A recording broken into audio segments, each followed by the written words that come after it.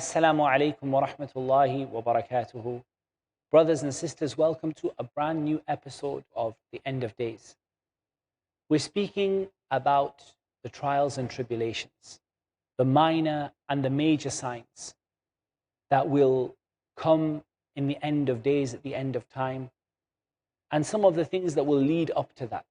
Today, in this episode, inshallah, I would like to conclude our discussion on the major signs. So we spoke about them as part of a hadith in Episode-15, Ashrat al-Sa'ah, the book of tribulations and signs of the hour in Sahih Muslim. We spoke about the Prophet ﷺ saying that the hour will not come until you see 10 signs. And that time in that episode we spoke about the smoke. Since then we've spoken about the Dajjal. We've spoken about Isa ibn Maryam alayhi wa ala nabiyyina afdal salatu salam. We've spoken about Ya'juj and Ma'juj. We've spoken about the swallowing up of the earth in 3 places, in the west, in the east, and in the Arabian Peninsula. We've spoken about the beast that will come and will speak to the people. And now we come to speak about the sun rising from the west. And this is what is mentioned in the statement of Allah Azza wa Jal. هل ينظرون إلا أن تأتيهم الملائكة أو يأتي ربك أو يأتي بعض آيات ربك يوم يأتي بعض آيات ربك لا ينفع نفسا إيمانها لم تكن آمنت من قبل أو كسبت في إيمانها خيرا قل انتظروا إنا منتظرون. Do they wait for anything except that the angels should come, or your Lord will come, or some of the signs of your Lord will come? On the day when some of the signs of your Lord will come, it will not benefit a soul to have believed if it had not believed before or had not earned through its iman any good. Say, wait, indeed we are waiting. And this is ayah number 158 from Surah Al-An'am. The scholars of tafsir had a great deal of discussion over the meaning of يَوْمَ يَأْتِي بَعْضُ آيَاتِ رَبِّكَ, on the day when some of the signs of your Lord will come.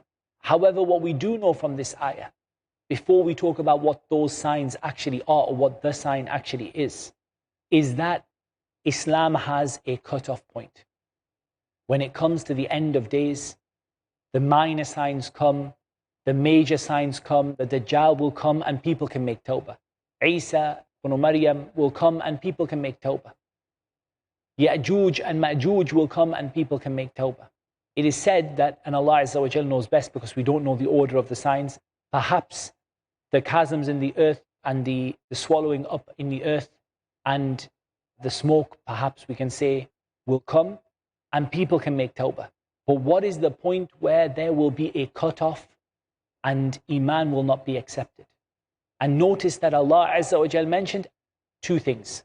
He mentioned if the soul had not believed before. لَمْ تَكُنْ آمَنَتْ مِنْ قَبْلِ. If the soul had not believed before. And then Allah Azza wa Jal mentioned أَوْ كَسَبَتْ فِي إِيمَانِهَا خَيْرًا, or earned some good through its iman.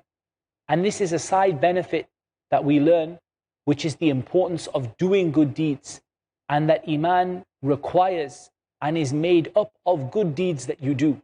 And it's not enough for a person simply to say, I believe. They see the sun rise from the west and then they say, I believe. Rather, they must have believed and they must have earned some good through their deeds. They must have done at least some deeds according to what time or according to what was available to them to do. They must have at least done something. And this is one of the ways of replying to the Murji'ah, who said that actions are not a part of iman, that Allah Azza wa Jal requires not only iman, but Allah Azza wa Jal requires that before these signs come, that some good deeds are performed. أَوْ كَسَبَتْ فِي إِيمَانِهَا خَيْرًا. Say, wait, indeed we are with those who are waiting. The scholars of tafsir and the scholars of hadith had a great deal of discussion regarding the meaning of يَوْمَ يَأْتِي بَعْضُ آيَاتِ رَبِّكَ, on the day when some of the signs of your Lord will come. So some of them said it is the rising of the sun from the west. And some of them said it is one of three: the Dajjal, the beast, and the rising of the sun from the west. However, we have a number of ahadith from the Prophet ﷺ which indicate to us that the one sign that matches the ayah perfectly is the rising of the sun from the west. Because of a narration in which the Prophet ﷺ said, ذَلِكَ حِينَ تَطْلُعُ الشَّمْسِ مِنْ مَغْرِبِهَا. This is when the sun will rise from the west. And in some other narrations it is mentioned that Tawbah will not cease until the sun rises from the west. وَلَا تَنْقَطِعُ التَّوْبَةِ حَتَّى تَطْلُعَ الشَّمْسُ مِنْ مَغْرِبِهَا, until the sun rises from the west. So these ahadith clearly pin this event as being the sun rising from the west, as being the event when Tawbah is cut off. Will the beast come before or after? We said that on balance of evidence, there is no clear evidence to say which will come first, but there is a feeling or a slight weight towards the beast coming after the sun rising from the west, as the beast will mark the people as believer and disbeliever and will tell the people the falsehood of the other religions, and Allah Azza wa Jal knows best. As for the other ayat, it's not clear as to the smoke, whether it will come before, although many of the scholars say it will come before both of those. And the swallowing up of the earth, again, many scholars say that it will come after Ya'juj and Ma'juj. But bear in mind that this ordering is not something we have an evidence for. And so this is simply a matter of looking at the ahadith and coming up with a best educated guess. However, in reality, after Ya'juj and Ma'juj and before the fire that will push the people to their final place of gathering, we do not have a clear evidence for the order of the signs. As for what will happen when the sun rises from the west, then this is mentioned in an authentic hadith of the Prophet ﷺ. The Prophet ﷺ said, indeed the sun goes and travels until it goes underneath the arsh. Then it seeks permission to go back again, and permission is given to it. And a time will soon come when permission will not be given. So we are told that the sun goes underneath the arsh and it asks permission from Allah Azza wa Jal to rise again. And Allah subhanahu wa ta'ala gives it permission. And there will soon come a time when permission will not be given to it. And it will seek permission to rise from the east, and permission will not be granted to it. And it will be said to it, irji'i, return back, min haythu ji'ti. Go back to the place that you came from. I.e., when you have now come from the west, now go back to the west. فَذَلِكَ قَوْلُ اللَّهِ عَزَّ وَجَلَّ الشَّمْسُ تَجْرِي لِمُسْتَقَرٍ لَهَا. And this is the statement of Allah Azza wa Jal: the sun travels in an orbit that is for it. And this is mentioned by Imam al-Bukhari in his Sahih. The sun comes under the arsh and seeks permission, and that the sun is traveling in an orbit. This we know for certain, and there is no way to understand the hadith and the ayah any other way than this. We are a people who believe in the Quran, and we believe in the ahadith of the Messenger sallallahu alaihi wasallam. We do not reject any sahih hadith, nor do we reject any ayah of the Quran, whether scientists agree with it or don't agree with it. However, I'm not sure that this hadith or that this ayah is entirely clear that the sun orbits the earth on a daily basis. Allah Azza wa Jalla knows best. It is clear that the sun is orbiting something, is going, swimming along and moving in an orbit. And it is clear that the sun goes under the arsh and that it seeks permission to rise from the east, and that permission is given to it, and that at one time it will not be given permission, and that time the sun will rise from the west. This is something that Allah Azza wa Jal knows best how it happens. Allah subhanahu wa ta'ala knows the kayfiyah, the way through which this happens. Allah subhanahu wa ta'ala knows best. But we believe in this hadith absolutely as it is reported, and we believe in this ayah as it is reported. وَالشَّمْسُ تَجْرِي لِمُسْتَقَرٍ لَهَا. The sun moves in an orbit that is made for it by Allah subhanahu wa ta'ala. And Imam al-Bukhari narrated from Abu Hurairah that the Messenger of Allah sallallahu alaihi wasallam said, لا تقوم الساعة حتى تطلع الشمس من مغربها فإذا رآها الناس آمن من عليها فذاك حين لا ينفع نفسا إيمانها لم تكن آمنت من قبل. He said that the hour will not come until the sun rises from the west. So when the people see it rise from the west, all of them will believe, and this is the time when it will not benefit a person if they had not believed before. We spoke about the sun rising from the west. We spoke about how that happens. The Prophet ﷺ mentioned that the sun every day goes under the arsh and seeks permission to rise again from the east. And it so happens that it is given permission, and then there will be a time when it will not be given permission, and that is the time when belief will not be accepted by anyone. As for tawbah in general, we should mention that tawbah has two cutoff points. Repentance in the life of a believer has two cutoff points. The first is when the soul leaves the body, and that is unique to each individual person. So each individual person's opportunity for tawbah is cut off when the soul leaves the body. And that is different for every person. It's different for you, different for me, according to when we die, that tawbah for us is cut off when the soul leaves the body.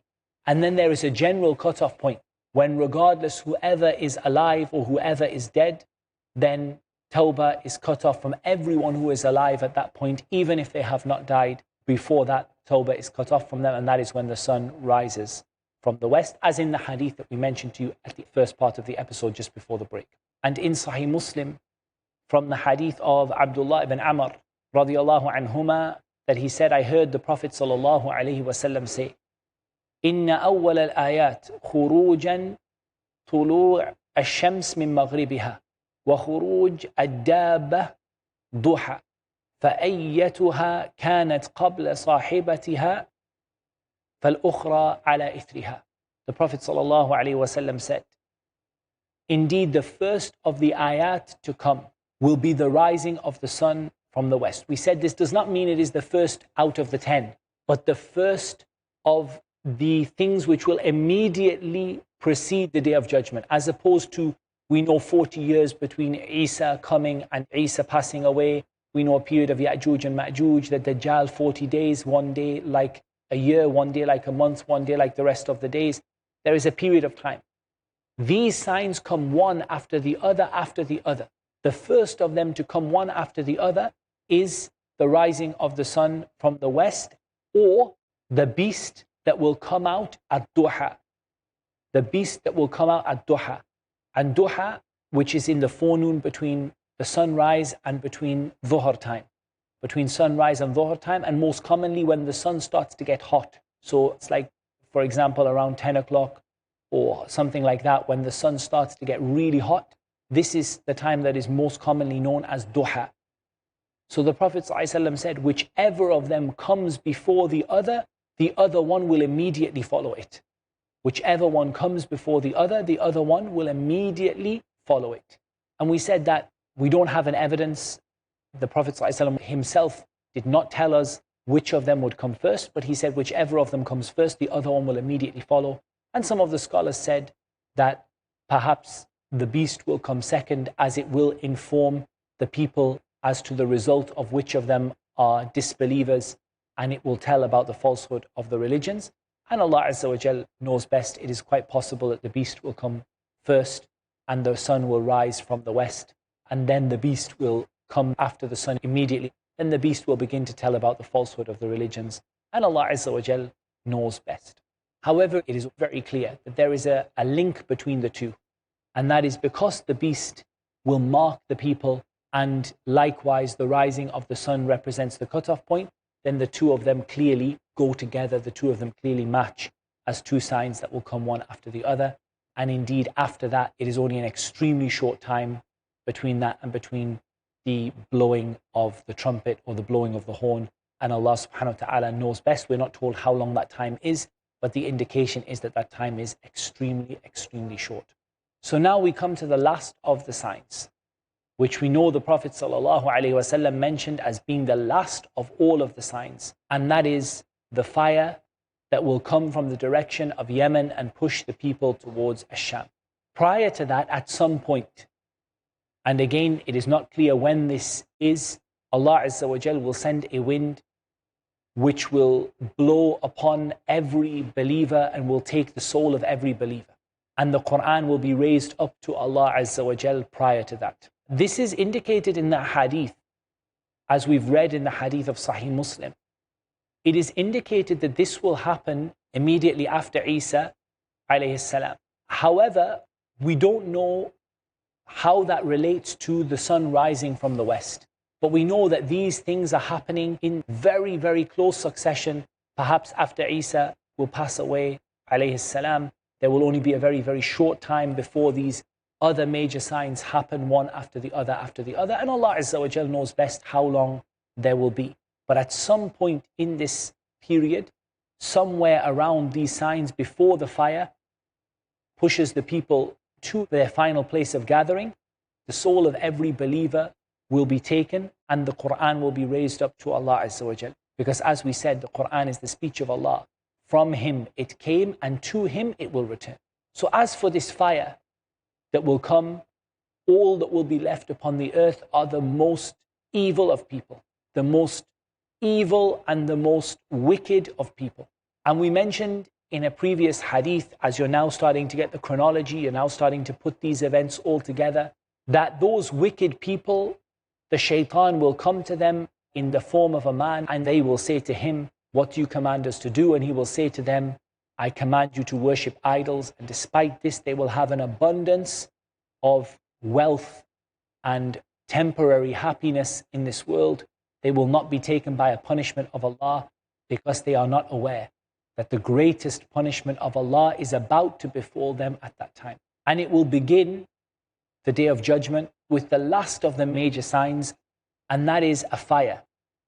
This fire will come from the direction of Yemen. And quite a lot is mentioned about the fire and about where it will come from.